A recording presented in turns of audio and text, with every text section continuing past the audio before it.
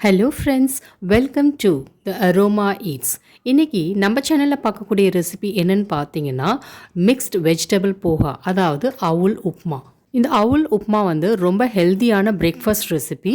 அவுல் சாப்பிட்றதுனால நம்ம உடம்புக்கு நிறைய நன்மைகள் கிடைக்குது. இந்த ரெசிபி எப்படி செய்யலான்னு பார்க்குறதுக்கு முன்னாடி நம்ம சேனலை இது வரைக்கும் சப்ஸ்கிரைப் பண்ணாதவங்க சப்ஸ்கிரைப் பண்ணிக்கோங்க, பெல் ஐக்கானையும் கிளிக் பண்ணிக்கோங்க. ஒரு பாத்திரத்தில் 3 கப் அளவு கெட்டி அவுல் எடுத்துக்கோங்க. இதுக்கு மெலிசா அவுல் எடுத்தீங்கன்னா குழஞ்சி போயிடும், அதனால கெட்டி அவுல் தான் எடுக்கணும். தண்ணி ஊற்றி 2-3 வாட்டி கழுவி அந்த தண்ணியை எடுத்துருங்க. தண்ணியை வடித்ததுக்கப்புறம் ஒரு 3 நிமிஷம் அப்படியே ஊறட்டும். அடுத்து போஹா வந்து எப்படி செய்யலான்னு பார்க்கலாம். ஒரு கடாயில் 2 டீஸ்பூன் அளவு எண்ணெய் சேர்த்து அது சூடாகட்டும். அதுக்கப்புறம் கடுகு 1 டீஸ்பூனு, ஜீரகம் 1/4 டீஸ்பூனு, கருவேப்பிலை வந்து ஒரு 8-10 சேர்த்துக்கோங்க.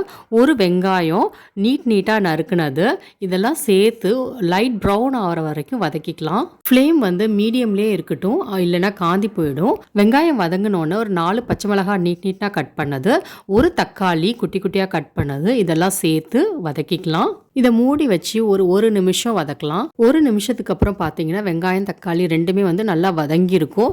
லைட்டாக இருந்தாலும் மேஷ் பண்ணிக்கோங்க. அதுக்கப்புறம் வேக வச்ச கேரட்டு, உருளைக்கிழங்கு, பச்சை பட்டாணி இதெல்லாம் வந்து 1 கப் அளவு அதில் சேர்த்துக்கோங்க.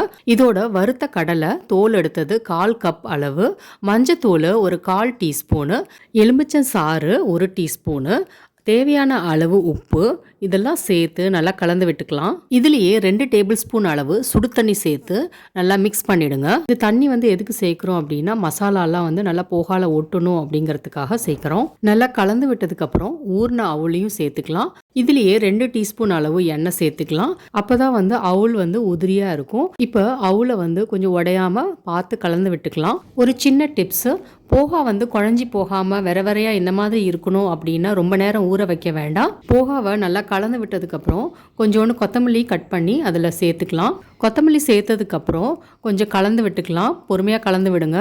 விட்டு ஒரு 3 நிமிஷம் சிம்மிலே மூடி வச்சு இருக்கட்டும். 3 நிமிஷத்துக்கு அப்புறம் பார்த்தீங்கன்னா போஹா நல்லா வெந்திருக்கு. அதோட மசாலா எல்லாமே வந்து போஹாக்குள்ளே போய் நல்லாயிருக்கு. இப்போ இதை ஒரு சர்விங் பவுலில் ட்ரான்ஸ்ஃபர் பண்ணிடலாம். இதுக்கு மேலே ஆலு புஜியா இல்லை வந்து பிளெயின் புஜியா இது சேர்த்துக்கலாம். அதாவது புஜியானா வந்து ஓமப்பொடின்னு சொல்கிறாங்களா, அதுதான் இது. இது டொமேட்டோ சாஸ் கூடயும் நல்லாயிருக்கும், இல்லை க்ரீன் சட்னி இருந்துச்சுன்னா க்ரீன் சட்னி கூடயும் நல்லாயிருக்கும். எதுவாக இருந்தாலும் அதோட காம்பினேஷன் நல்லாயிருக்கும். இல்லை பிளெயினாக கூட சாப்பிட்லாம். சுவையான ஹெல்த்தியான வெஜிடபிள் போஹா ரெடி.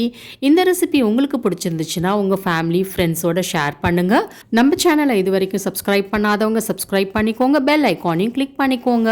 இதே மாதிரி இன்னொரு ரெசிபியோட உங்களை வந்து மீட் பண்ணுறேன். தேங்க்யூ.